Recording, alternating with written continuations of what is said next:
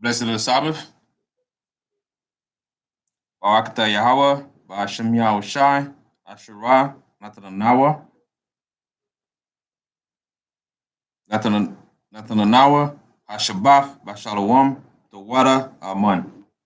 English translation. Blessed are you, Yahweh, in the name of Yahushai, that gives to us the Sabbath in peace. Thank you, so be it. Psalm 121. The Aliyah Ma'a Asherayim, Akkad. Anya Arayam Adinyam Ya O Ahariam Mayan Yabuaa Izoya Yabuaa Mayahawa Shaisha Shamayam Varataza La Yanathan Lamawat Wagalia Yala Yanawam Shashamaka Ana La Yanawam Wala Yeshan, Tazalia, Il, Yad, Yenyam Yad, Yawmum, Hashamash, La'a, Halchaya, Rayarak, La'a, Balayala, Yahawa, Yashamor, Mako, Rai, Yashamor, Nabasha, Yahawa, Yashamor, Aolakia, Obaya, Maitha, Wa'aid, Waiwalam, Ba'asham, Yahausha, Tawada, Aman. English translation.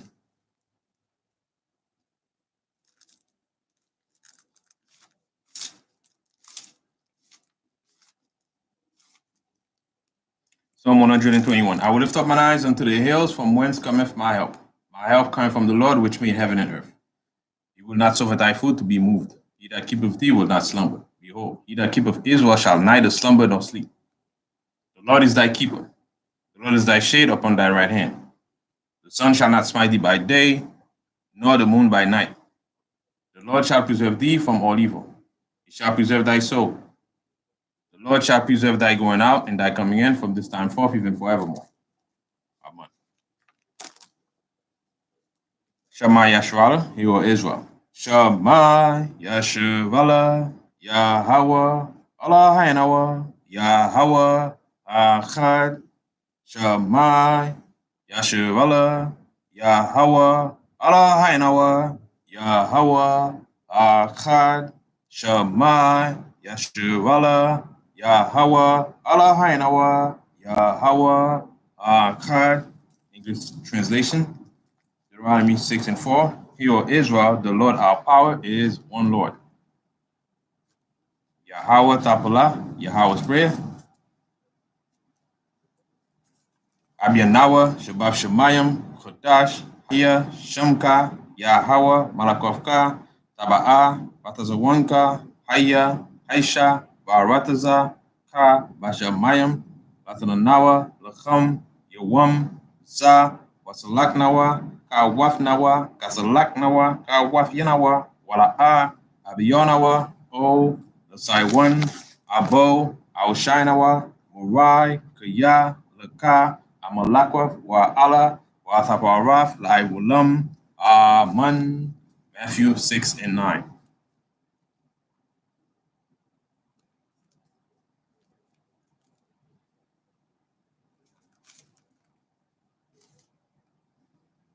After this manner, therefore, pray ye, Our Father which art in heaven, hallowed be thy name, thy kingdom come, thy will be done in earth as it is in heaven. Give us this day our daily bread, and forgive us our debts, so we forgive our debtors. And lead us not into temptation, but deliver us from evil. For thine is the kingdom, and the power, and the glory forever. Amen. Asherah Batazawaf, the Ten Commandments. La'a, Yahaya, Laka, Alahayim, Alkaryim, Alpanya, La'a, Taisha, Laka, Puso, Wala'a, Taibadam, La'a, Talakwaka, Shamwa, Yahawa, Lahaika, Lashua, Zukor, Af, Hayuam, Ashabaf, Lakodashwa, Kabad, Abika, Wa Amaka, La'a, Tuatazak, La'a, Tana'ap, La'a, Taganap, La'a, Ta'aina, Shukur, La'a, Takamad, Ko, Ashura, La'aika, Aman.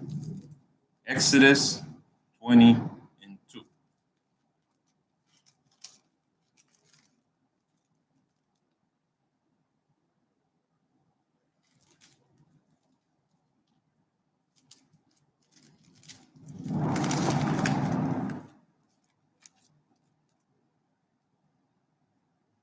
I am the Lord thy God, which have brought thee out of the land of Egypt, out of the house of bondage. Thou shalt have no other gods before me. Thou shalt not make unto thee any graven image or any likeness of anything that is in heaven above, or that is in the earth beneath, or that is in the water under the earth. Thou shalt not bow down thyself to them, nor serve them. For I, the Lord thy power, am a jealous power, visiting the iniquity of the fathers upon the children, unto the third and fourth generation of them that hate me, and showing mercy unto thousands of them that love me and keep my commandments. Thou shalt not take the name of the Lord thy power in vain, for the Lord will not hold him guiltless that taketh his name in vain. Remember the Sabbath day to keep it holy. 6 days shalt thou labor and do all thy work, but the seventh day is the Sabbath of the Lord thy power. In it thou shalt not do any work, thou, nor thy son, nor thy daughter, thy manservant, nor thy maidservant, nor thy cattle, nor thy stranger that is within thy gates. For in 6 days the Lord made heaven and earth, the sea, and all that in them is, and rested the seventh day. Wherefore the Lord blessed the Sabbath day, hallow it. Honor thy father and thy mother, that thy days may be long upon the land which the Lord thy power giveth thee. Thou shalt not kill, thou shalt not commit adultery, thou shalt not steal, thou shalt not bear false witness against thy neighbor. Thou shalt not covet thy neighbor's house, thou shalt not covet thy neighbor's wife, nor his manservant, nor his maidservant, nor his ox, nor his ass, nor anything that is thy neighbor's. Amen.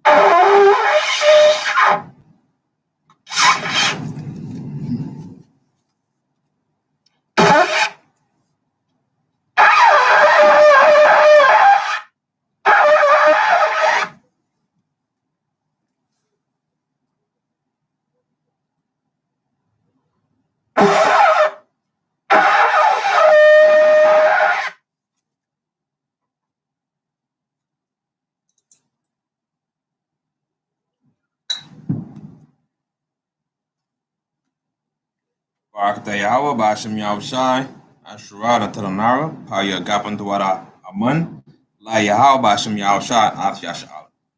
English translation: Blessed are Yahweh in the name of Yahushai, that gives to us the fruit of the vine. Thank you, so be it, to Yahweh in the name of Yahushai with Israel.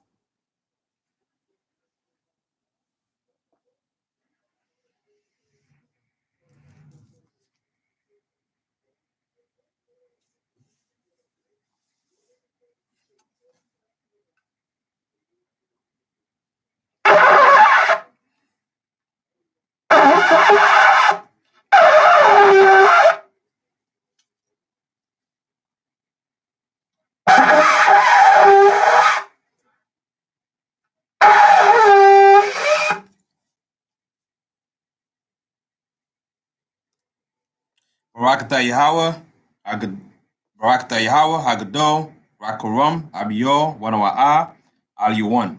Malak, Sho, Shemayim, Arataza, Ko, Debayim, Kayayim, Wagum, Amashiach, Mayahawa, Alawan Nawa, Ahab Nawa, Hapala, Yao Aitaza, Yahweh Shai, Zakar Nawa, Yahweh, Batazawan, Aimka, Yasha Allah, Aizor Nawa, Bana, Wa Asap, Yasha Allah, O Nanawa, Yamyun, Aitha, Kaiwamium, Bakudam, Babukushai, Shalak, Maika Allah, Watazudat, Alahayim, La, Maganawa, Rapanawa, Washamor, Alnawa, Baikor, Shalak, Alroka, Shaw, Yahushai, Lanawa, Lalamunawa, Rabium, Takama, Tabawana, Wala Aif, Shaw, the Baka, Basham, Yahushai, the Wara, the Myad, Baiwalam, Aman.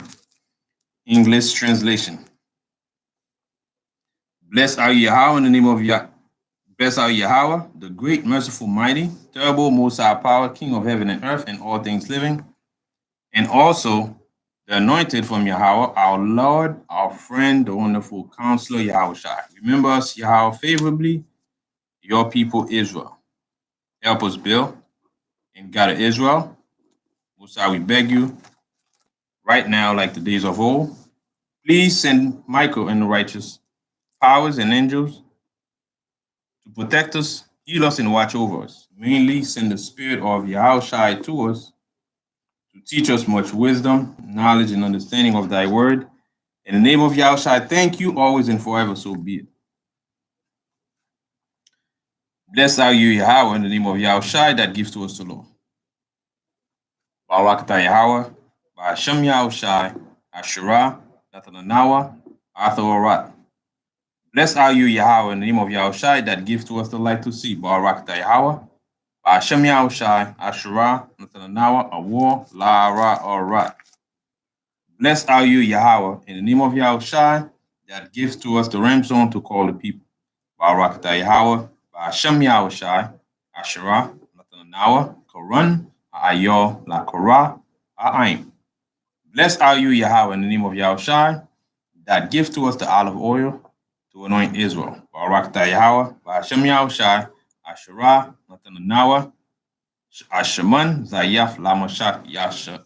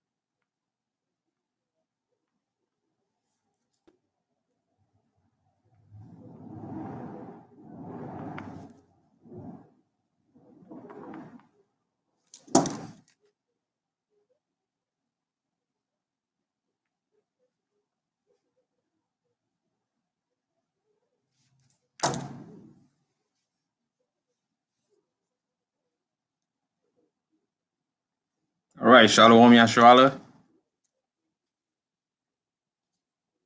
Welcome to Hayasharala Kanas, which stands for the Congregation of Israel, where we teach the so-called Negroes, Hispanics, those scattered throughout the four corners of the earth. They are the real Jews that the Bible speaks of. Right now, we're in a lower state because we violate the laws of God that he gave us through Moses. And because of that, we are in a low state.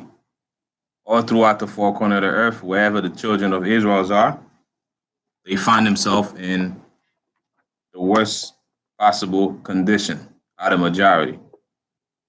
Today, as regularly scheduled, prescribed by the Most High in the Bible, every Sabbath day, we have to come and worship before Him.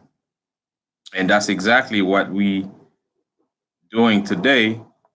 And we're gonna read chapter 9 and 10 in the book of Deuteronomy.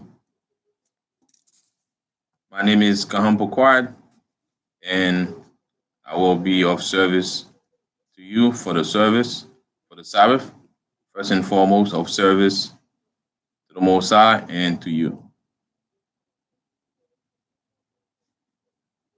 All right, so we're gonna get started in Deuteronomy chapter 9.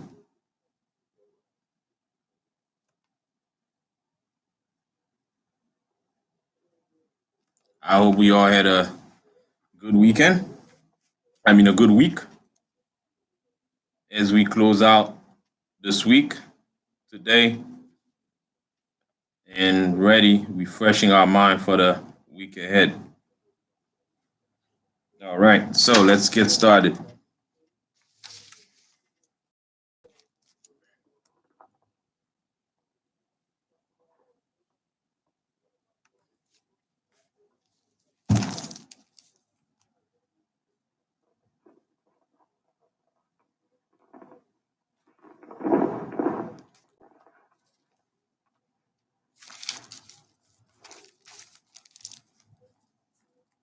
So in Deuteronomy Deuteronomy chapter 9, it begins saying, "Hear, O Israel, thou art to pass over Jordan this day, to go in to possess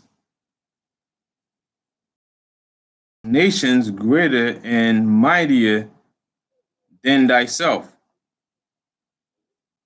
cities great and fence up to heaven." So what is taking place here in Deuteronomy, the 9th chapter? Israel is supposed to engage in a fight against an opponent that's greater than him.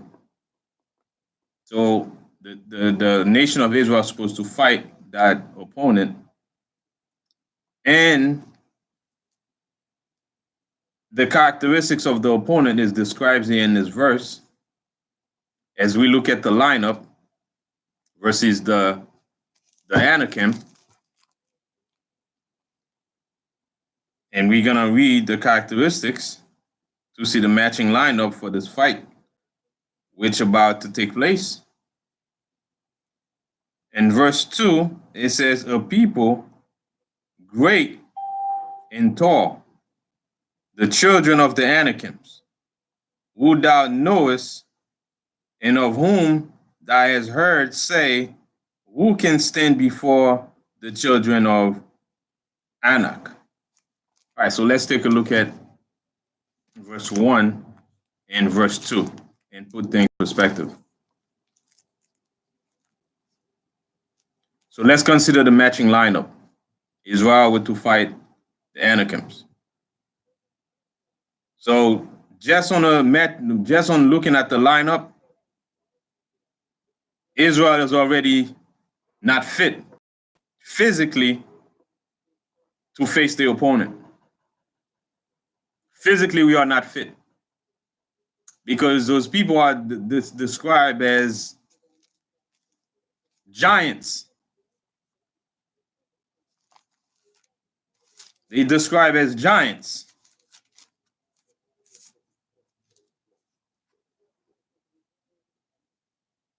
And Israel already heard of those giants.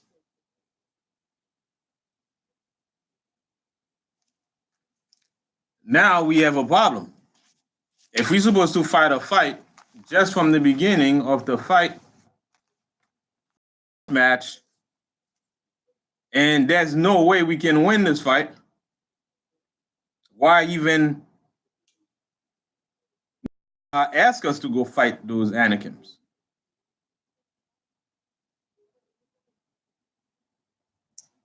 Why? Why do they even, why the Most High even considered having us fighting them, given that they greater than us as a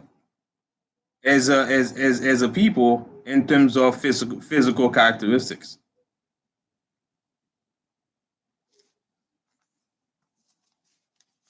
So now let's take a look at Genesis now to also get an idea about the Anakims. Genesis chapter 32 and verse 2. Genesis chapter 32 and verse 2.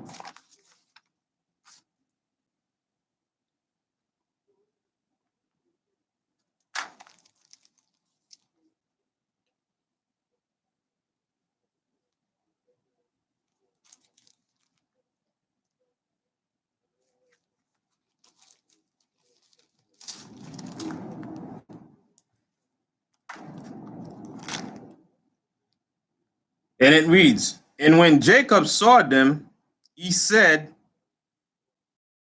this is God hosts. And he called the name, the place of Menahem.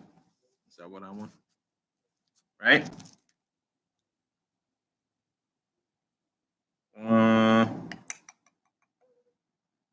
Right. This is the descendants of the people that known as the Manakim, right? Of the place of Menahem. So let's also go to Joshua 15 and 13.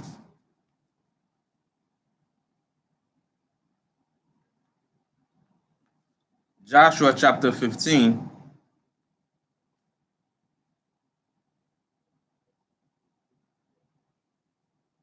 and verse 13.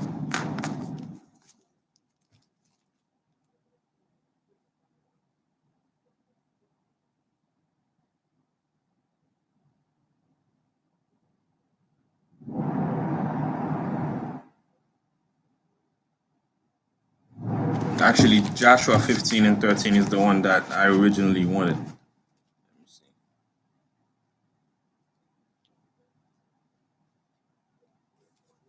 Genesis 32 and 2 doesn't really match what I'm looking for here.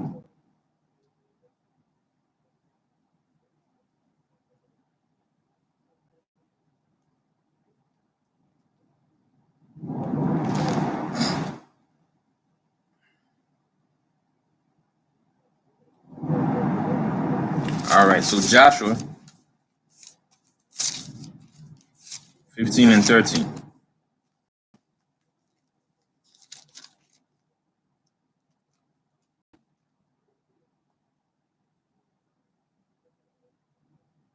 It says, and unto Caleb, the son of Jephunneh, he gave a part among the children of Judah, according to the commandment of the Lord to Joshua, even the city of Abba, the father of Anak, which city is Hebron. Right, so this is the Anakim that we talking about here, and the lineage of these people. All right. Also, let's go to Numbers 13 in verse 22.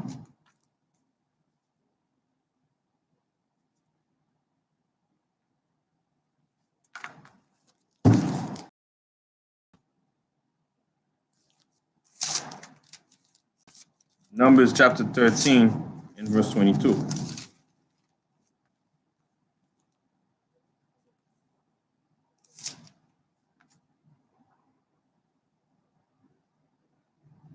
And it says, and they ascended by the south and came unto Hebron, where Ahiman, Sheshai, and Talmai, the children of Anak, which we read in Genesis. Where now Hebron was built years before Zoan in Egypt. in Egypt. Okay? So when they said giants, those are people that their descendants are the all right. So they weren't like some people describe them unknown people. They were men, except that they were very tall, and very well built individuals. So those are the lineup and the characteristics of the Anakims. They were very tall.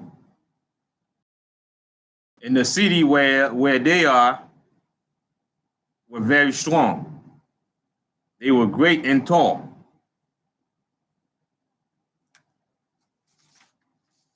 So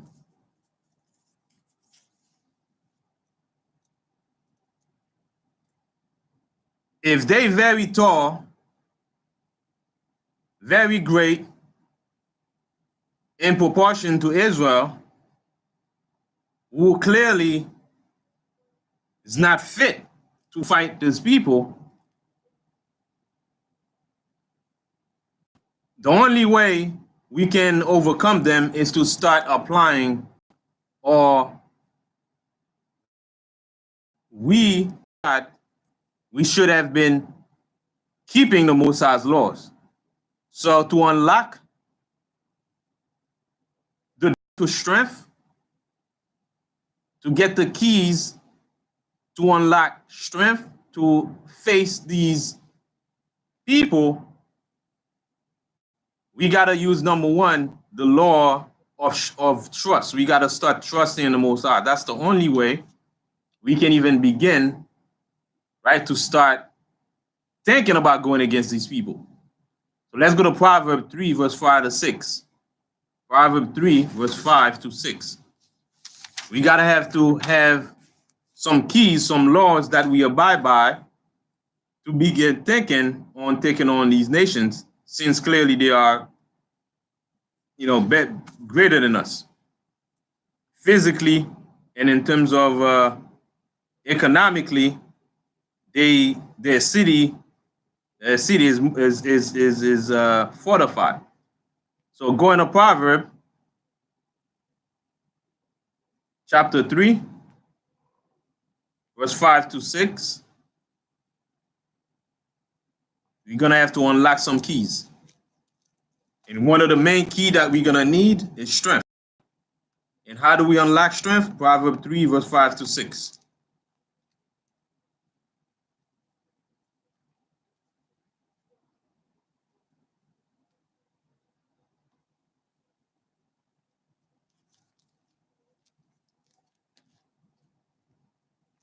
Proverbs chapter 3, verse 5. And it reads, trust in the Lord with all thine heart and lean not thine own understanding. That's the number one key that we're gonna need to go to the fight. Trust. Proverbs 3 and 5. In verse 6, in all thy ways acknowledge him, and he shall direct thy paths. Direct our path means direct our ways.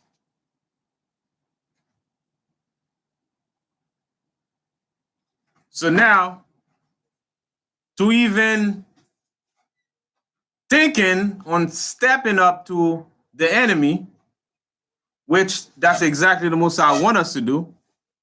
When we fear, the first thing that we got to do is not to run from our fear, is to step to the fear. That's the number one thing we need to consider when facing a challenging situation. So Israel right here needs to overcome its by stepping to the challenge. So the Most High wanted us to overcome our fear. And let's go to Psalm 37 and 16 now. Psalm 37 and verse 16.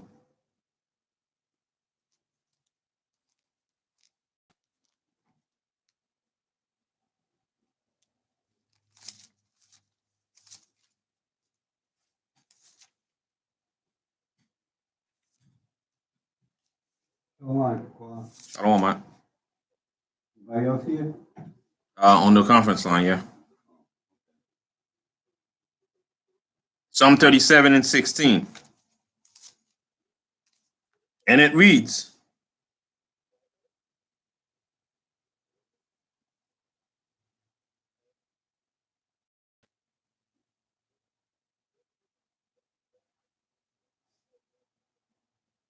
a little that a righteous man have is better than the riches of many wicked. Right? A little that the righteous man have is better than the riches of many wicked. So what we need here to step to the giants is a little strength, righteousness, right? Have strength in righteousness. And that strength that we need is to trust in the Most High. Because if it's physically, we already defeated. But how do we step to fight the fight, to overcome our fear? We have to trust in the Lord. A little bit of righteousness will help us overcome them. So if we trust the Most High in all righteousness, that just little bit of trust that we have will help us win the fight.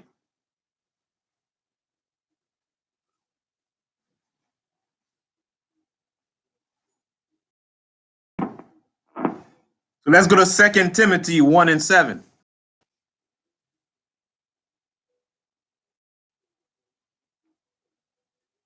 Second Timothy chapter 1 and verse 7.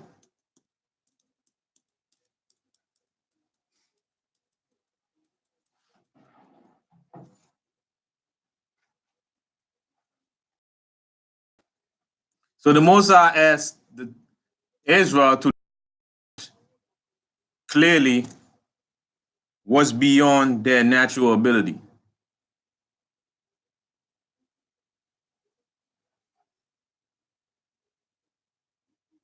Not that they can do it. They can, but naturally, if they rely on themselves, naturally, it's impossible. It's impossible to face the giants by themselves with their own natural strength.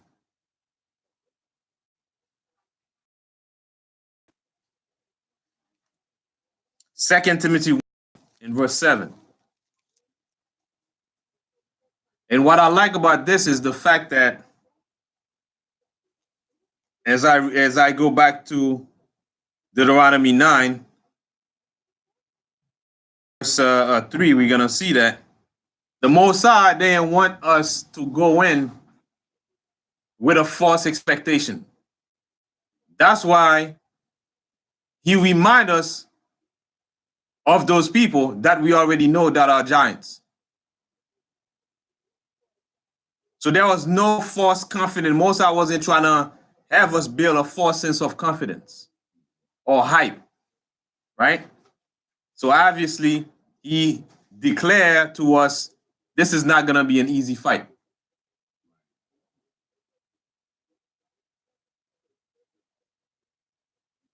Right? So the promise that the Most High promised us, he said we're going to win the fight, but it's not going to be an easy fight. And he laid the condition for us to win the fight. By following his commandments, following what he says, do as he says.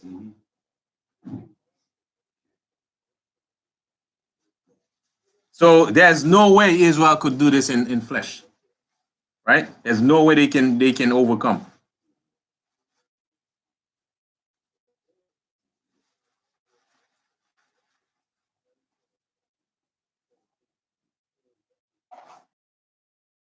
We know what to expect. So the Most High not just gonna just throw it and then you figure it out. Right. He tells you his how it's gonna be. These are the people that you're gonna face. They, as a matter of fact, these people, they thought they giants, they bigger than you. So that's keep it real. So he's telling you Here's how it is. Here's the battlefield. Here's the enemy that you're gonna fight. Here's what to expect. No hype. So let me read 2 Timothy 1:7.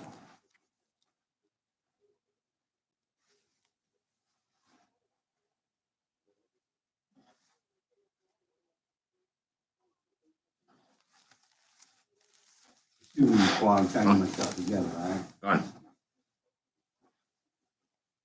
2 Timothy chapter 1 in verse 7 reads,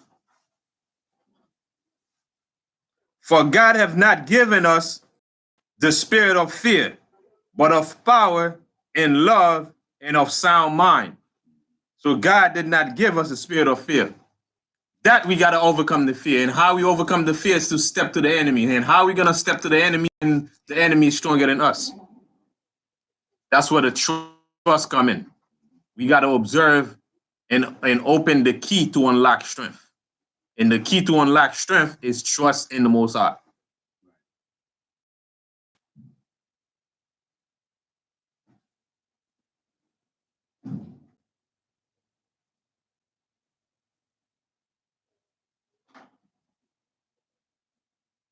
All right. But through the law, observing the law, we have a chance of winning that fight that's ahead of us. Also, go to Philippians.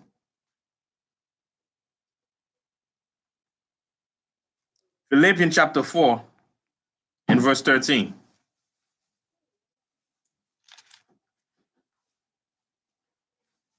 And as we read this, we're going to find out why the Most High is doing all of this. Why that he's setting the condition. He's telling us they better than you, they stronger than you, and they tall. Yet, I'm telling you to go fight them. Right. As if the Most High is setting up for failure, right? Because he's saying, go fight them, but they bigger than you. Except the Most High was being realistic. Knowing that if we rely on our own strength, it's gonna be a very, very difficult fight. To begin with, the matching lineup doesn't look okay. We in Deuteronomy chapter 9. Right now we at verse 2.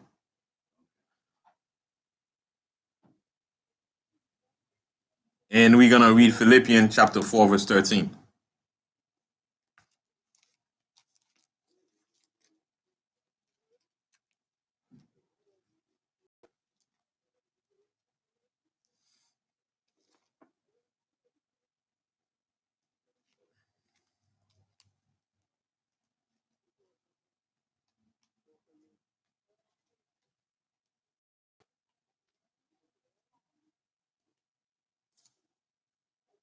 Deuteronomy chapter 9. Chapter 9, verse 2.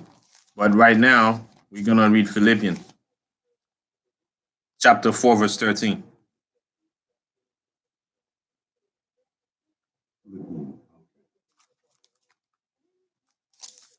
Philippians chapter 4, verse 13 reads,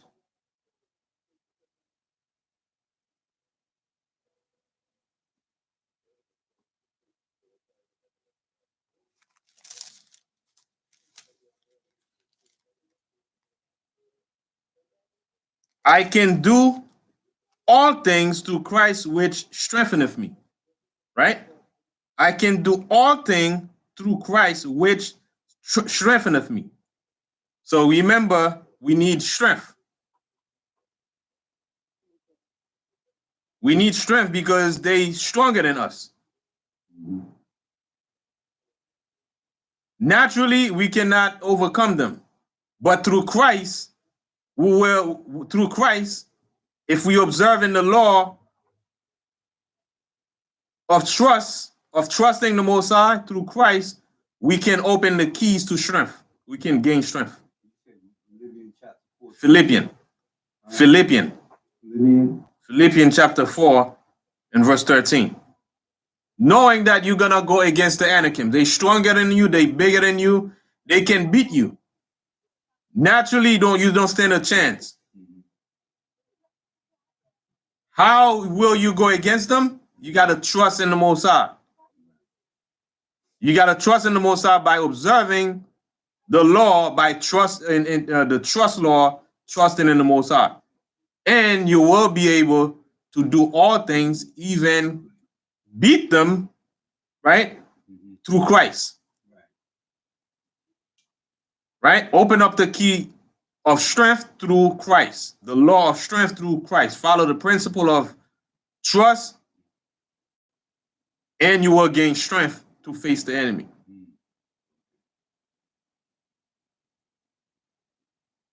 Right? So no false expectation. Don't try to build your own confidence. But through Christ, you will be able to overcome.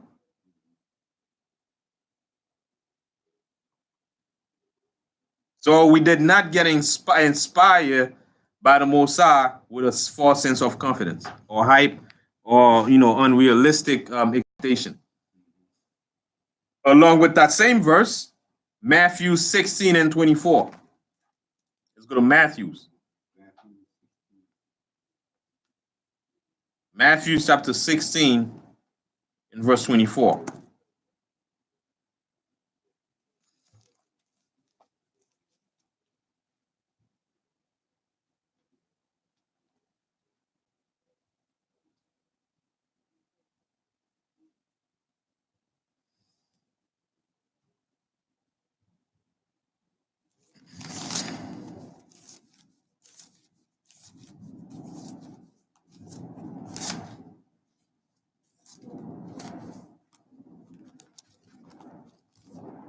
Matthew 16 and 24. Verse 24, Khan.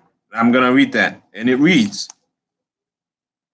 Then said Yahushua unto his disciple, If any man will come after me, let him deny himself and take up his cross and follow.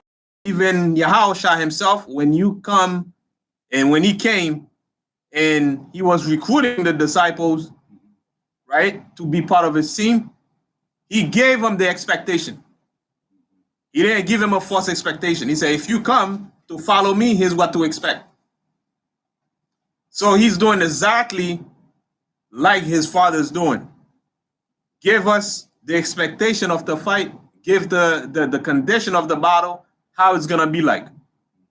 So Yahushua, when he came to fulfill his purpose here, he tell us what to expect if you want to come follow him. Here's what to expect. If you want to follow me, right? He says, for whosoever will, he says, then he give you the explanation at the bottom, in the next verse. I'll read it again in 16 and 24. Then said Jesus unto his disciple, if any man will come after me, let him deny himself and take up his cross and follow me, like father, like son. There's no hiding. There's no trickery. There's no trying to trick you into going to a fight and not knowing what to expect. They lay out the whole game plan in front of you. Okay? So that's what he did. But now, what he did was, he tell you, here's what the condition of the battle is. If you think you're going to go by yourself and do it, you will failure right from the get-go. You can't make it. But what do you need to make it? Let's go to John 15 and 5.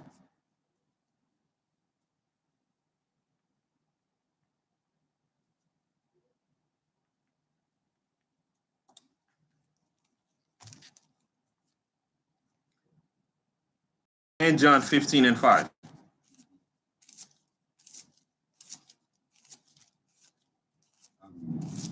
Read it. All right, read it loud. John 15 St. John 15 and 5. It said, I am the vine, you are the branch. He that abideth in me, and I, the same will bring it forth much fruit. For without me, you cannot do nothing. That's it. Okay? So that's Yahushua speaking right here, right? Right. Read it again. St. John 15. I am the vine, you are the branches. He that abideth in me, and I in him, the same will bring forth much fruit. Without me, you can do nothing. That's it. And without Christ, we can't do nothing. And Christ is the law. If we follow in the law, we follow in Christ. Right? Doing the right things. We cannot do anything without Christ. But with Christ, as we read earlier, we can do all things. But clearly that fight right there is showing us that we won't be able to win if we try to do it alone. Just the idea of stepping up to the giants gonna bring fear in us. And there's a law about fear. The Most High said, I did not put the fear, right? There's a precept about fear. I did not put the fear in you. I give you the spirit of might. So if we observe that right from the get-go, there's a law for it as well. You have strength. If you trust in the Most High, you open the keys to strength. That's the key to strength. Trusting in the Most High. Okay?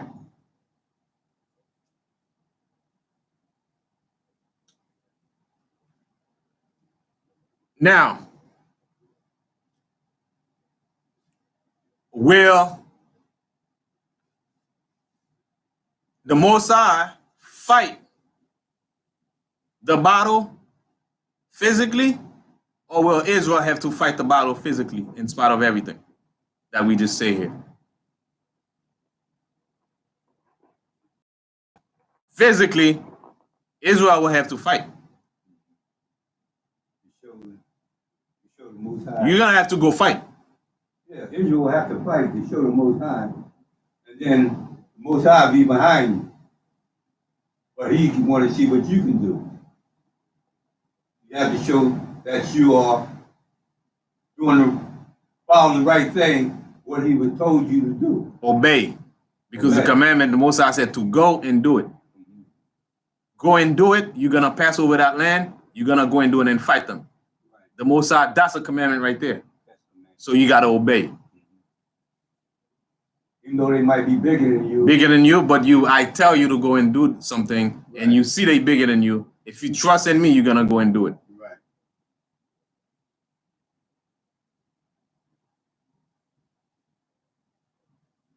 Right? So let's read verse 3 now. Let's move on to verse 3. Deuteronomy. So everything is done through the law. Right? But understanding that through the law is through Yahushua. Keeping the law is through Yahushua. Not through our own. Not our own law, but through Yahushua's law.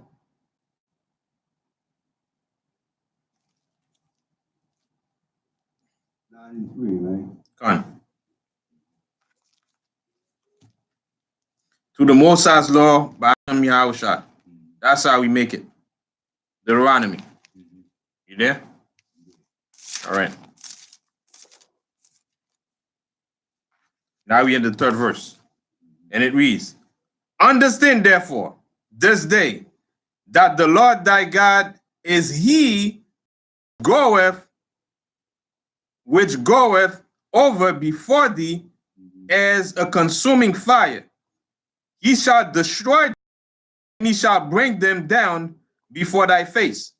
So shalt thou drive them out and destroy them quickly, and the Lord hath said unto thee. So now, the Most High said he's the one that's going to fight them for you, right? Right. But now, will the Most High again just fight and we dare not doing anything? No, he would have to show first. If he told us to go, we go. And we have to show first, and then he'll be behind us. So it's like a partnership. Yeah. It's like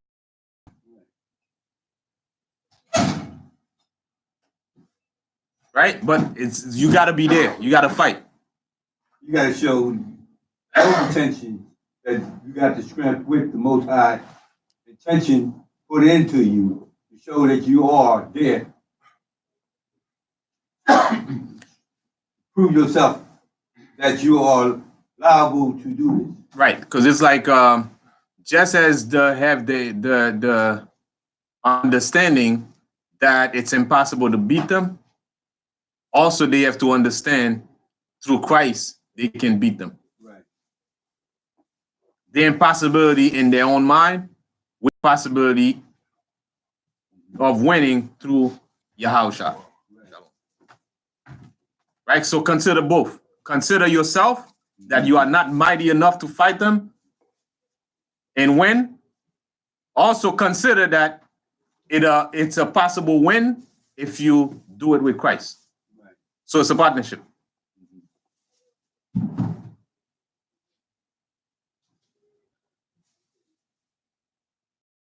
So let's go to 2 Corinthians now, 6:1. So we can get the understanding of that.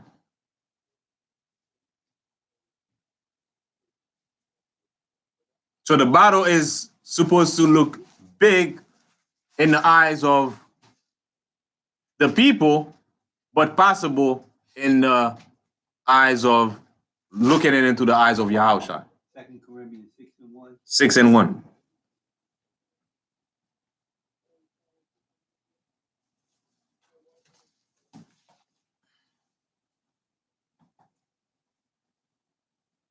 Let me know when you got it. You want to read it? 2 Corinthians 6:1. We workers together with him. Like that's it. We like workers together with him. It's like a partnership. We're gonna work together and we're gonna win this fight.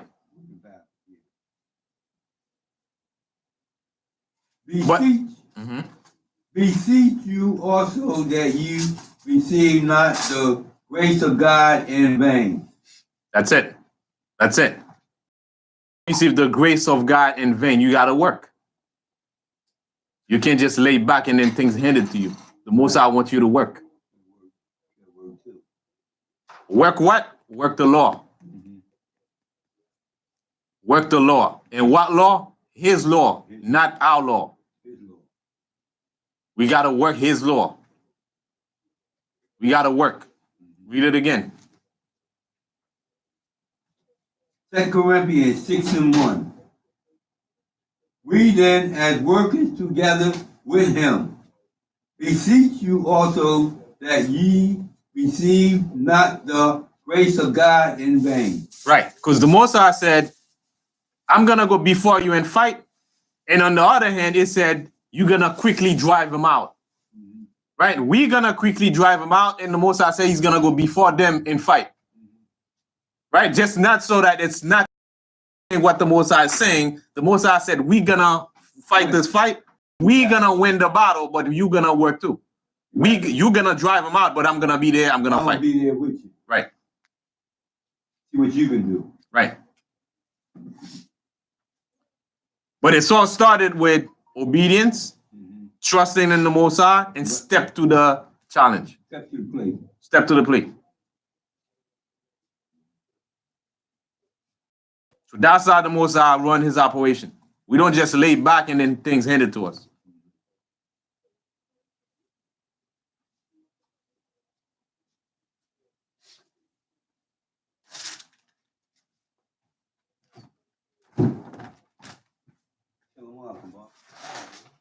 Right, so 2 Corinthians 2:1, I mean 2 Corinthians chapter 2, 2 Corinthians chapter 6:1 that you just read, it confirmed that the Most High is not contradicting himself when he said, you shall drive them quickly.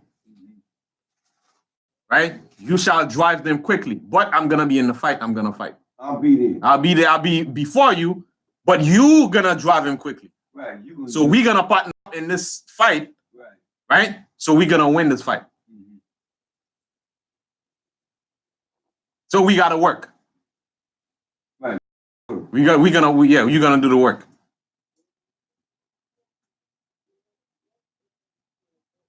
And as we read on, they say you got to drive them quickly, meaning show them no mercy. That's what it means. Right? Show them no mercy. Just destroy them. Why? Because they were wicked. And they deserve the judgment that the Most High was going to bring to them by the hand of the Israelites. Right. Wicked means going against God's ordinance. Righteous mean following the right path. Follow his commandments. Following his commandments. And his commandments is everything that's in the Bible. Everything that is in the Bible that he said, do this, do that. Go and possess it, just go and do it. Do this and do that. Trust in me, all that part of all those precepts, they are commandments of God. Of God that we got to do. We got to follow. And those are keys to the kingdom of heaven. Okay? Let's go to verse 4 now. Speak not thou in thine heart, after that the Lord thy God have cast them out from before thee, saying, for my righteousness the Lord have brought me in to possess this land. Deuteronomy.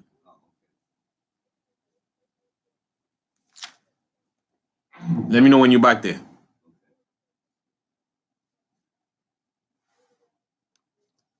So now we're going to touch on after the fact. After the fight is over, after we win the fight. So the Most High is giving us an expected end. After the expected end, how should we behave? Because it's easy, right, to get proud after the fact when you win. To forget where the victory come from.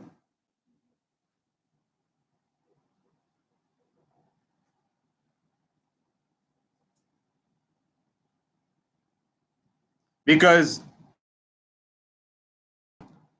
speak not thou in thine heart. People don't say things out loud. They're already thinking in their head. Even if it's not spoken, it's in their mind. And the Most High can read thoughts, right? That's why he says, speak not thou in thine heart. After that the Lord thy God have cast them out from before thee, saying, for my righteousness the Lord have brought me into possess this land.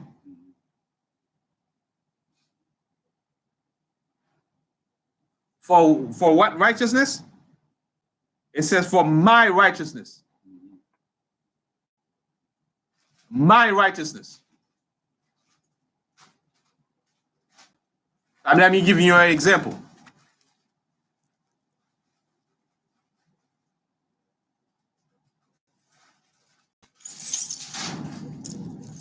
Let's say I have, I'm making a tool. I made a tool. And that tool, you can use it. You can make tables.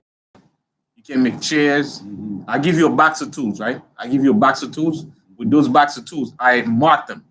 I say made by Pequod. And I give them to you. You as a carpenter, and you know how to work the tools, you go in and, you can make chairs, you can make tables, you can make cabinets. You become really good at using those tools, right? And then somebody come to your house and see all the nice tools, your house decked out. And then they ask you how you made those things that you have. And what would you tell them? You use Pequod tools. That's righteousness. That's thinking righteousness. You use Pequod tools. You give the credit to Pequod. You made it happen, but it wasn't your tool. You didn't manufacture that tools. I did. You just use that tool to make all these nice things. You know what? Some other people will say, I made these things. Yeah, I make them. These are my, yeah, I have my tools box right there. Never mention I made the tools. That's I have a toolbox, and this is my toolbox right there. I made it. That's the danger that the Most High don't want us to fall in.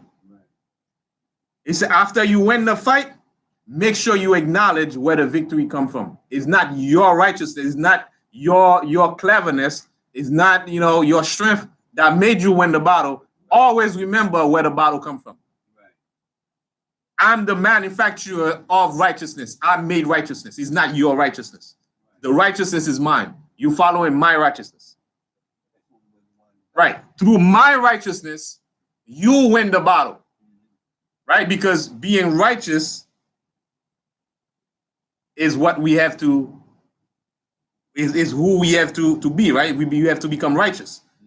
So if the Most High said, when you win the fight, always remember that it comes from me, right? That doesn't say that you don't have to be righteous, because some people will get the idea that you don't have to be righteous. The Most High give it to you. You didn't have to be righteous. Yes, you be righteous, but not your righteousness. The Most High's righteousness. It's not your own thinking. Is you didn't make these things up. The Most High teach you, right, to come to His word and learn it, and through that word you'll get benefits. But when you get the benefit, don't say that you did it. The Most High originally put everything in there for you to benefit. For you to apply it and get the benefit from it. But when you get the benefit, remember who originated that book right there. It comes from the Most High. It's not your righteousness. Because clearly, we're gonna get involved in the fight, but our involvement in the fight is through the Most High's righteousness. We'll put it in us to obey His laws, to go and do what He says. Then we win. But don't get it twisted that you did it on your own. Right.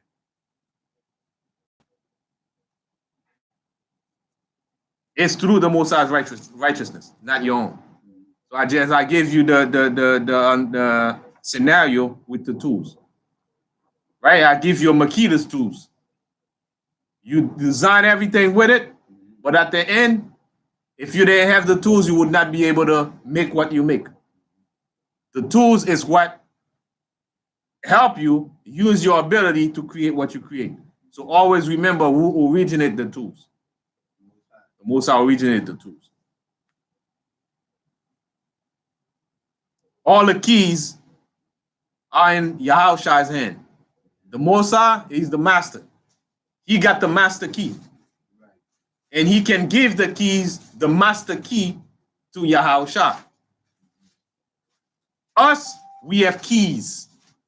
We have keys. We have many keys. We don't have the master key. He has the master key. He opened any door. Any problem, He fixed. But with us, we got to learn, and He'll give us a key to open this door and that door and this door and that door. He give you the combination code lock so you can open this door. Right? But we don't have the master key. He has the master key. All right?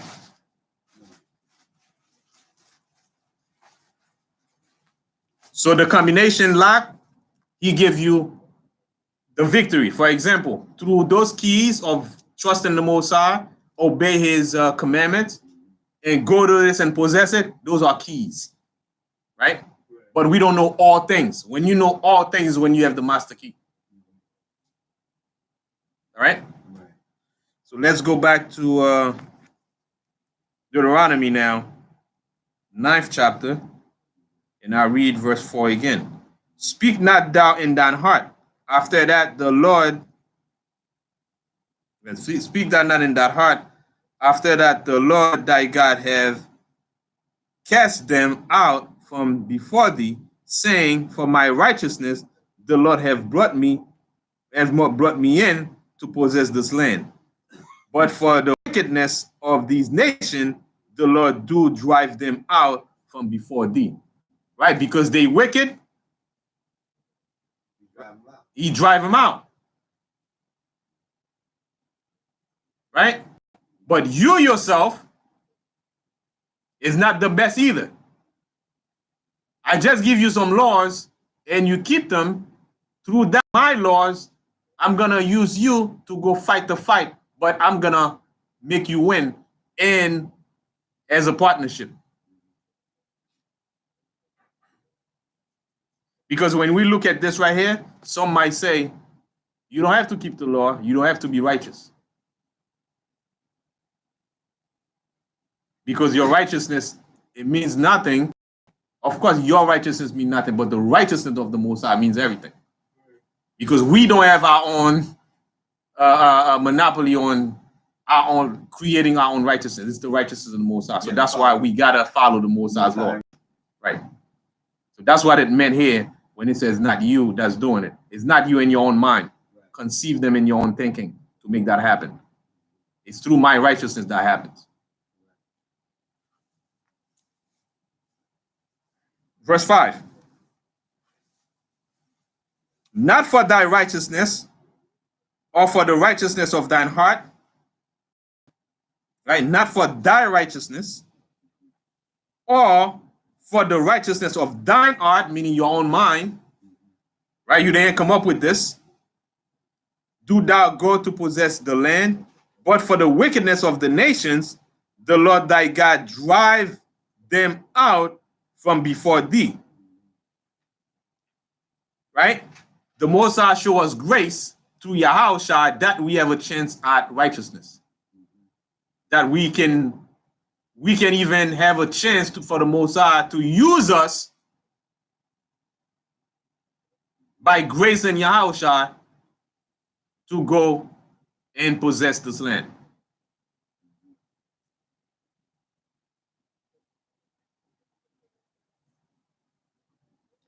So you cannot say, how did we win the fight? Both. Both.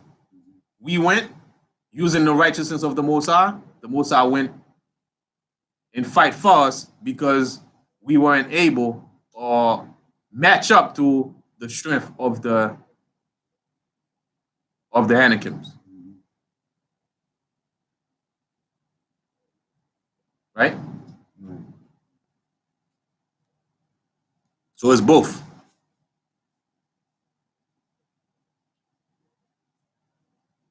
So Most High was there backing us up. The Most High backing us up. Yeah, we was there to fight, but he was there backing us up and make sure that we win the battle. The fact that we obey him, we do some things, then he's going to cover through grace where we lack. And he's going to make the fight complete.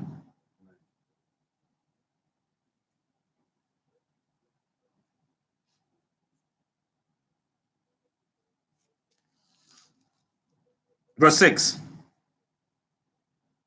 I'm sorry, let me finish the rest of verse 5. It says, God, for God drive them out from before thee, in that he may perform the word which the Lord sware unto thy father Abraham, Isaac, and Jacob. Right? So you can perform the word which the Lord sware unto his oath the oath that he gave, right? Because he had already promised that he would do this.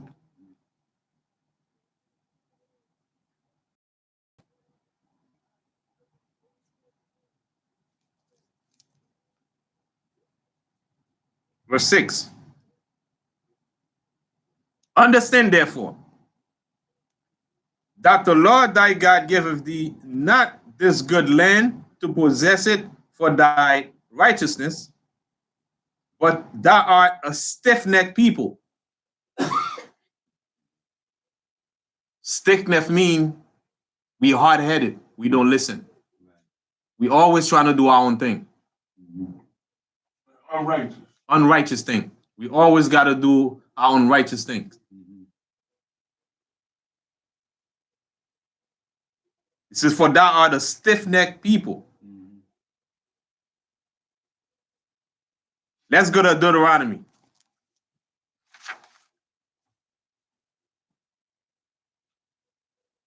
Let me see. Deuteronomy 8 and 17.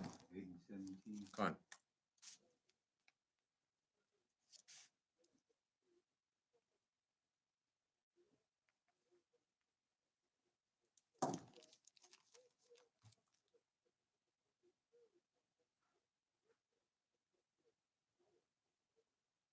I'll read it.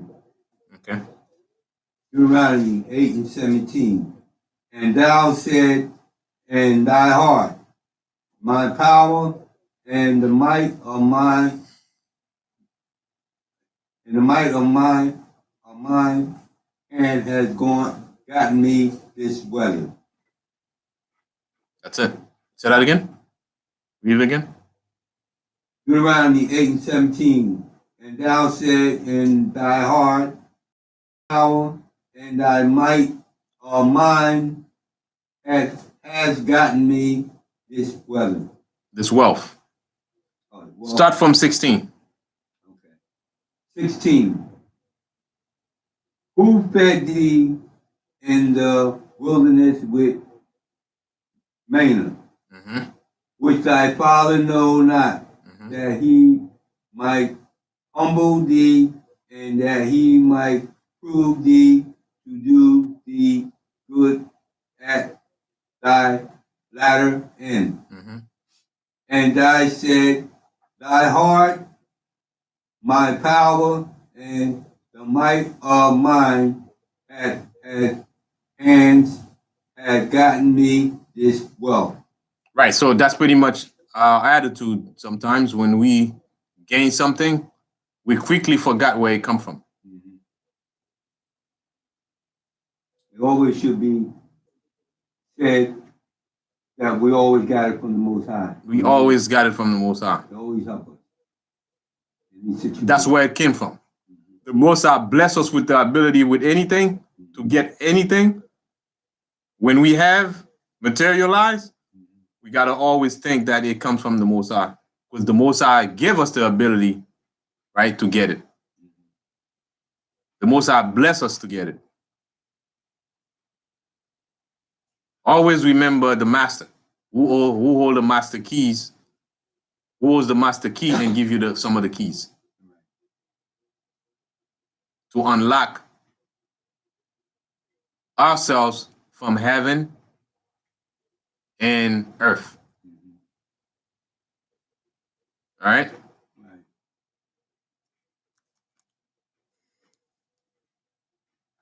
Verse 6. Understand therefore that the Lord thy God giveth thee not this good land to possess it for thine righteousness, for thou art a stiff-necked people. Remember, and forget not how thou provokest the Lord thy God to wrath in the wilderness. That's what we just read.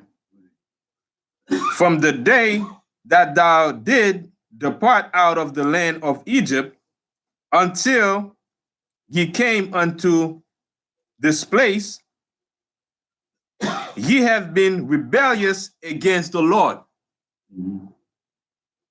Another word for being rebellious is being unrighteous, unruly, lawlessness. Verse 8. Also in Horeb, he provoked the Lord to wrath, so that the Lord was angry with you to have destroyed you. He was gone up into the mount to receive the table of stone, even the table of the covenant which the Lord made with you. Then I abide in the mount 40 days and 40 nights. I neither did eat bread nor drink water. And the Lord delivered unto me 2 tables of stone written with the finger of God. On them was written according to all the words which the Lord spake with you in the mount on the mount out of the midst of the fire in the day of the assembly. And it came to pass at the end of 40 days and 40 nights that the Lord gave me the 2 tables of stone, even the table of the covenant. This is a recapture, historical recap, right? That Moses is giving us right there. What was you at? I'm in Deuteronomy chapter 9, verse 11 now. You there? Yeah.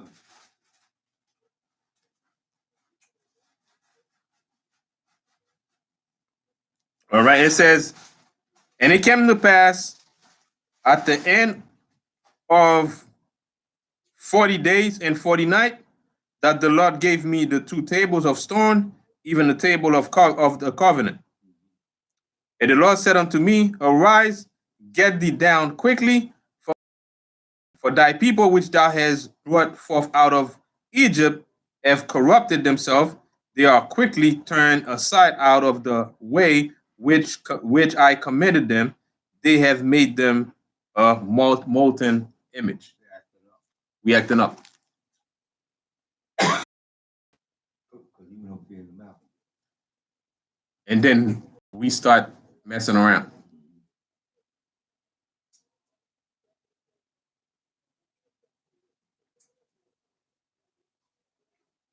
Right? So the original tablet that Moses received was written originally by the fingers of the Most High. You said the original? I mean the tablets, the tablets that he gave Moses, the first tablets that he gave Moses By his fingers. was written by the hand of the Most High. Wasn't the second one's written by him too? Second. We'll find it. I read it earlier. Okay. You read the scripture? Yeah, I read this because you're supposed to read it ahead of time. Right, so the law written by the hand of the Most High. So how special is that?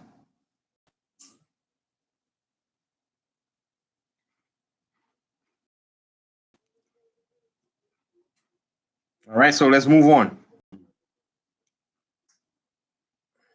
Verse 13. Furthermore, the Lord spake unto me, saying, I have seen this people, and behold, it is a stiff-necked people.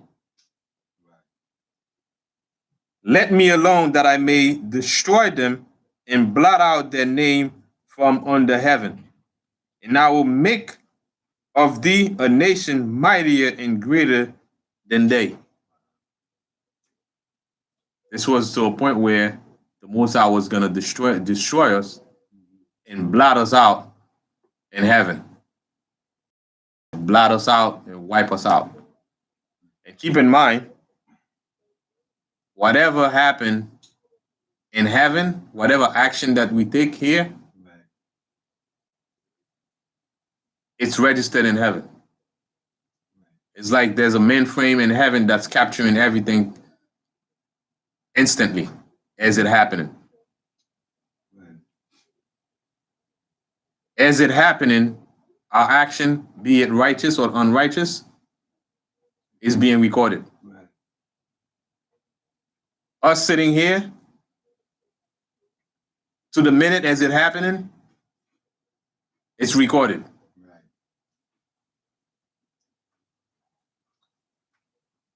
So the eyes of the Most High is everywhere. Whereas we can take the red light and get away with it. We run the red light and get away with it. And sometimes the camera will catch us, and sometimes it doesn't. With keeping the law and violating the law, it's always recorded. There's no getting away. You can't run the red light and the police doesn't catch you. That's the thing with the laws of men. With the laws of that God, there's no getting away. Everything is being recorded. Right on the spot as it's happening. Does he bother your conscience? Huh? After you do the wrong thing, does he bother your conscience? After you do the wrong thing, if you repent, Yeah, like you said, like you went to the light, you weren't supposed to. right? So your conscience give you some say, oh, well, you know, you should Right, because what happened is once we take the light, even as we take in the light, after you take it, you feel like, man, if the police catch me, I'm right there. See, quickly you start watching, oh man, I just took the light. The guilt just came in. Yeah. Right, the guilt just sets in because you know you're no longer protected Right. by that law because you just violated. I did it, so I'm trying to be slick, which I should have waited. Right. But keep in mind you didn't get caught. Right. You didn't get a ticket. You didn't get punished for it. Right. Or you didn't get into an accident. Right. But with the Most High, there's no such thing. It's always being recorded. There's no getting away. There's no, I mean, the cops didn't see me or it's always being recorded. So we can fool men in his law, but we cannot fool the Most High. So whatever bind in heaven is bound on earth. Whatever we loose in heaven, it loose on earth. So whatever we lack in heaven, we lock ourselves into misery, and recorded. We open the keys to righteousness, it's recorded.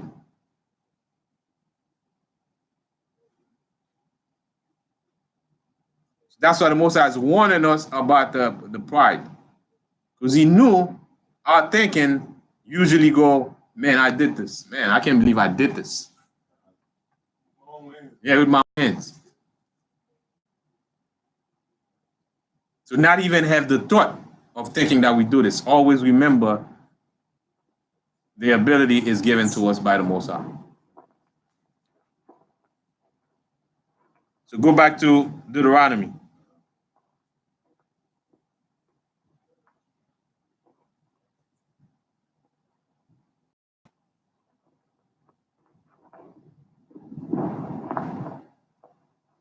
Now we at verse 15. It says, so I turned and came down from the mount, and the mount burned with fire. And the two tablets, and the two tables of the covenant were in my two hands. And I looked, and behold, ye had sinned against the Lord your God, and had made you a molten calf. So now Moses was on the mountain with Yahushua, right? I mean with the Most High, right? Now check this out. The Most High has a system where he already knew, he saw what's happening there. Moses was there. Moses couldn't even see it. Moses had to leave the mountain and come down and saw the wickedness that people was doing. But the Most High already gave them the heads up. Look at what these people are doing. They started out already. Right. The Most High saw that what they're doing while Moses couldn't see it. Showing that the Most High has a system to see everything from everywhere. Right. Everything is recorded as we speak. Right. So whereas the Most High has the master key, even though we might get some righteousness here and there, some keys, but we don't have the master key. Right. We got some keys. Right. The laws are keys. But the master key, only the Most High and Yahushua hold it. Right. Okay.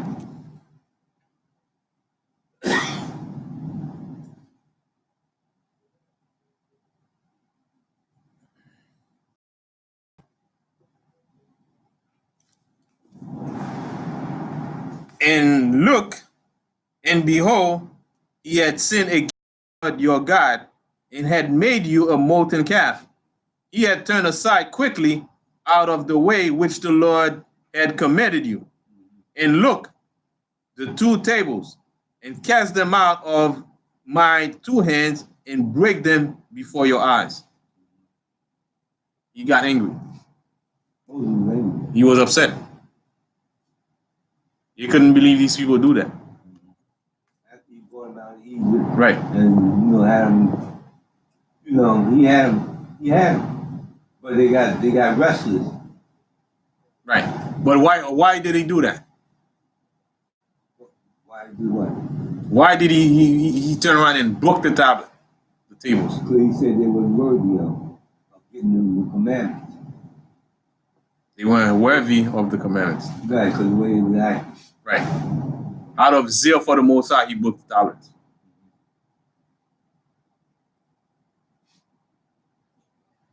He said, right. When he started acting up and doing all kinds. And also it symbolizes the covenant between them and the Most High. In the word that was written in the tables, they were violated, broken. In symbolism, he dropped it because everything that is written in here is you guys just violated. What's the point of me even bringing it to you? You break you violate everything that I just got from him. I'm seeing right here, you broke him off. Out of zeal for the Most High, he just threw him out and broke them.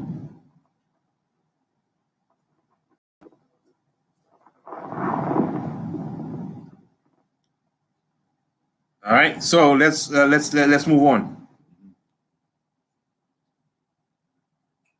And took the two tables and cast them out of my hands and break them before your eyes.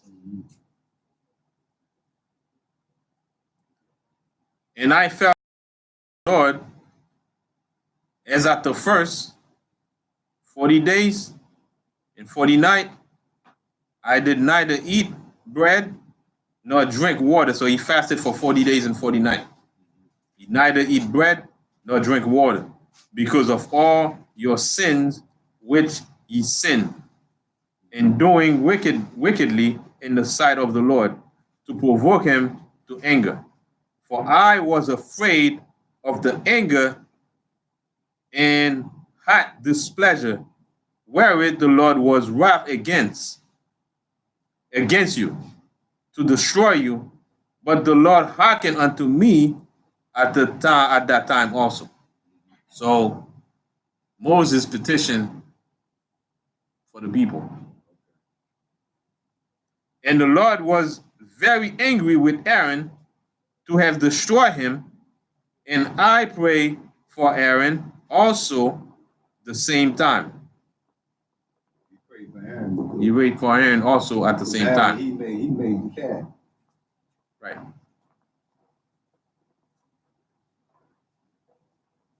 Verse 22. That's 21. And I took your sin, the calf which he had made, and burned it with fire, and stamped it, and ground it very small, even until it was as small as dust.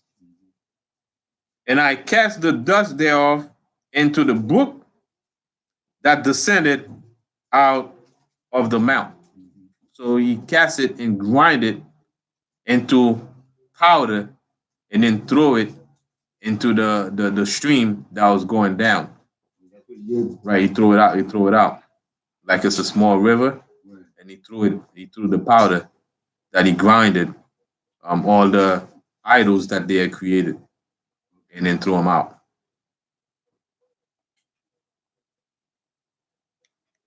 And at Tabra, and at Massa, and at Kibra, Hathava, he provoked the Lord to wrath. Likewise, when the Lord sent you from Kadesh Barnea, saying, go up and possess the land which I have given you, then you rebelled against the commandments of the Lord your God, and ye believe him not, nor hearken to his voice. Right? We don't listen to the Most High. right? We don't listen to the Most High. We don't listen to his commandments. We don't listen to his principles. We hard-headed. We want to do things according to our thinking. 24. He have been rebellious against the Lord from the day that I knew you. Thus, I fell down before the Lord 40 days and 40 nights.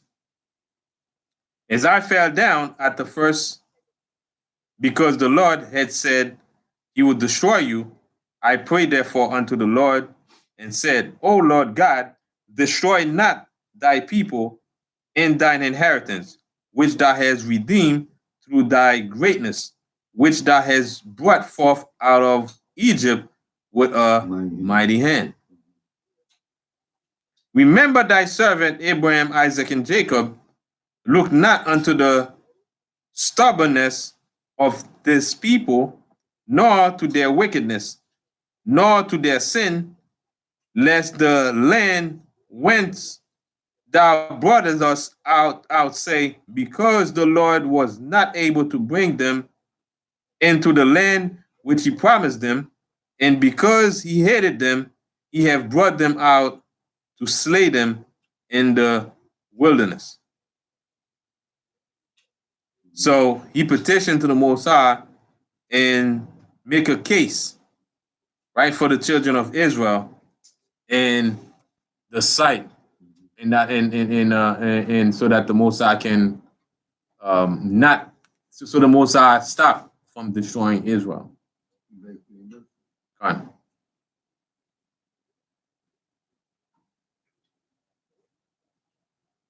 So he intercede for the children of Israel. He was going to make a new nation for Moses. Huh? Right. Yeah, that's what he's gonna do. Moses begged for our mercy. So now you see how the Most High gave Moses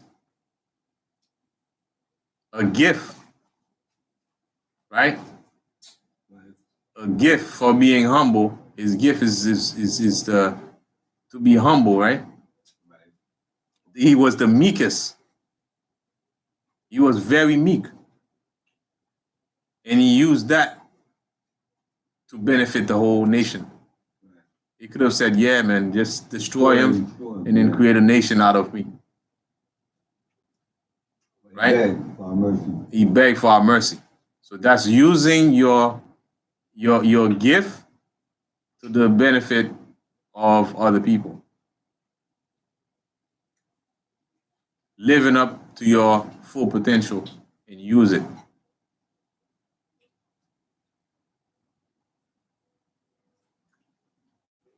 Let's go to Exodus. Instead of going to Exodus, you could read the whole chapter in Exodus 32. We're not going to go into it. You could read chapter 32 on your own.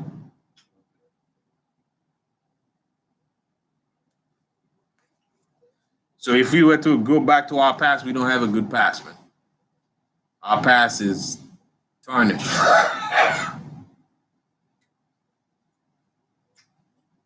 It's like we would make a bad reputation of the Most High if it was for our past. Right. Where are we now? Verse 28. Yeah.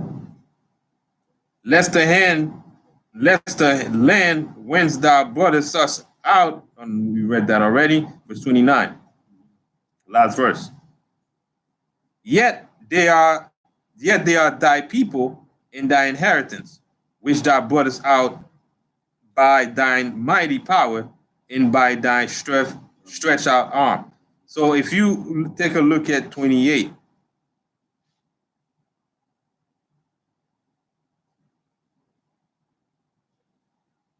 it says, lest the land whence thou broughtest us out say, because the Lord was not able to bring them into the land. See, that was the case that he made. The case he made is, if you destroy us, are the Most High and we are your people, it ain't gonna look good on your end, Most High, because you the let's say you create this people, not me, right? If you create this people and they're your inheritance, if you destroy them, the other people will say, look at this. Look at this. They did not want to obey him, and he could not save them. He had to destroy them. So that's not going to look good for your reputation. Let me bring this example again. If you buy a shoe, a brand new shoe, you wear it to go to a party one time, and the sole came out, what would you think? Who would you blame? The sole just came out, and it's a brand new shoe. You blame the shoe shop, or you bring the shoe manufacturer that made the shoe, right? Before you know it, you say, man, don't buy over here because they sell a bunch of shoe. I wear the shoe one time and the sole came out. They don't make good shoes over here. They're gonna blame the manufacturer. So Moses made a case. You create these people, right? If they turn out, people see that they're not good, they're gonna turn around and blame your they're gonna put your reputation in question. Please, Musa, don't destroy him. Right. He said, please, Musa, don't destroy him. Instead of saying, you know what, man, they really wicked. They wicked people. Go destroy him. They destroy him. And plus, you're gonna create a nation out of me, so why not? You know what I mean? Yeah, he could have said that. Yeah. But being as meek as he is, he's not thinking about himself, he's thinking about the people. And he had love for the people as well. So now, who can have more love for the people but the Most High, who created them? But here go Moses showing that he has some type of love for the people too that was up there. Right? Right. So, in the sense, because of God's faithfulness to us and being all righteous, he made a promise, he will keep his promise. Right? So that's why he didn't destroy us. He will keep his promise and not break his promise. And remember, he brought back Abraham, Isaac, and Jacob. You promised them. Right? You promised them that, these people are descendants of Jacob. Right? So don't destroy them. Because in the midst of them, you have few people your rules and regulations. Will keep your ordinances. Right? So because of that, just spare them. Right. And to spare us, he sent Yahushua to rescue us, to redeem us. Right? So that's why every time we get something, we got to think of Yahushua. It's through him we can accomplish the things that we accomplish. It's through him that we are here today. And without him, like we read, we cannot do anything. John 15:5. Without Yahushua, we can't do anything. So by his mercy and grace, he sent Yahushua, and through him, we can do all things. All right, so to get the keys, again, the laws, to understand them, you got to go through Yahushua HaMashiach. Let's get one last scripture of this chapter, and then take a break. We'll be back for the next chapter, chapter 10. Let's go to Matthew 16:19.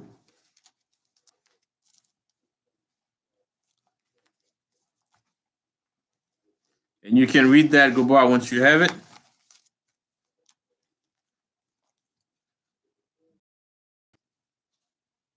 Matthew 16:19. Go on.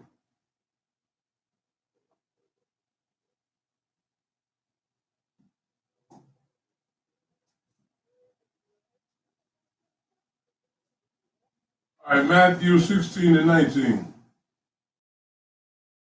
Unto thee the key of heaven. Yahushua was going to give us the keys to the kingdom of heaven, right? We read that last night. And whatsoever thou shalt bind on earth shall be bound in heaven. Right. So Chapt is still right there. Whenever you make an action here, you open up, you use one of those keys to open up yourself. 16 and what? 19. Right? To open up a door or to lock your door, to lock yourself in, lock yourself out, a connection is made in heaven. Right? It triggers in heaven. As it triggers on earth, it triggers in heaven. So everything connected.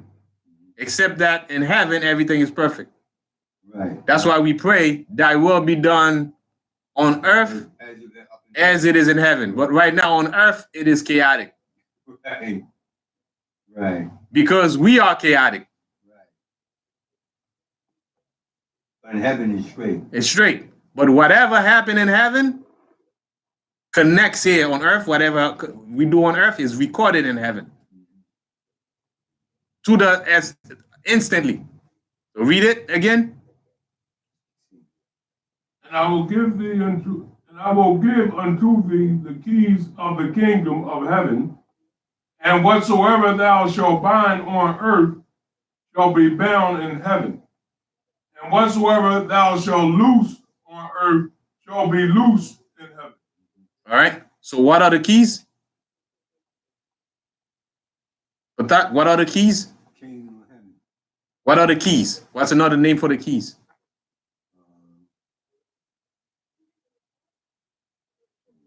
What's another name for the keys? The laws, The law. the commandments, the statutes, the principle of God, the system. All that's the key. All that, those are the keys. For example, give me an example of one key. Thou shalt obey thy God. You shall obey the Most High. Right. That's a key. Obedience is a key. Mm-hmm.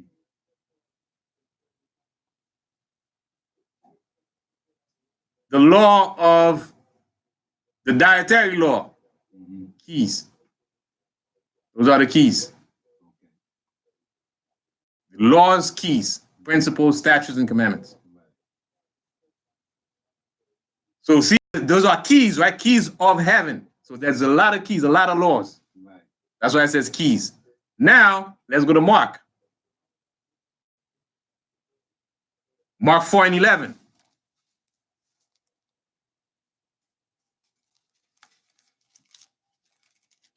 Many keys of heaven. And now we're going to see something different here. A little bit different. Mark 4 and 11. And he said unto them, unto you it is given to know the mystery of the kingdom of God. But unto them that are without, all these things are done in parables. Right. Right. So what I'm looking at here right here, 4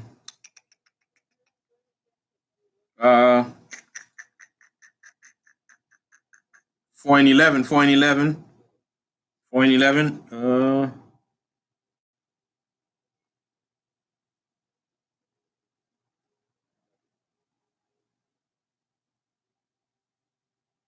Right. So unto you it is given to know the mystery of the kingdom of heaven, and unto them it is not given. So that's when he's speaking in the parable unto the disciple. Right. It's given to them to understand the code. A mystery is something hidden, a code. Right? So with that, we're going to close out this chapter, and we'll be back in about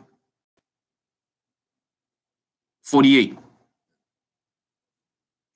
Now 58. Let me see. Should we do 35 minutes? 30 minutes? See, around a half hour.